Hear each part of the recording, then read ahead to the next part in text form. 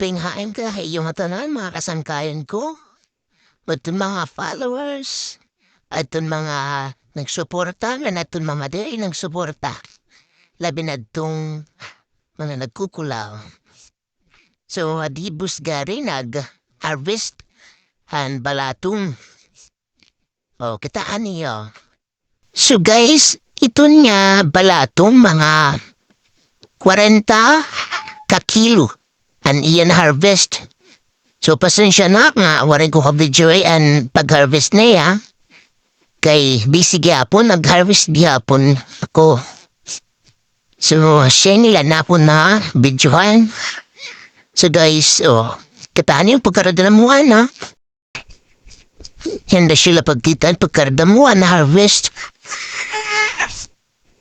Siyan kilo-kilo. Ito, may pasubra ito, derela ito na paskakilo good.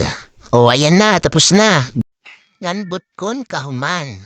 Tapos, isa ko na niya pagkahuman pag kiluha. Bali 40 kilos ngan, derela balato man yakin, harvest, nag-harvest gyapon hiyahan, ang pepino. Ang pepino, ambot kon pera pa kilo. Pero, siya ito, ang damo gyapon.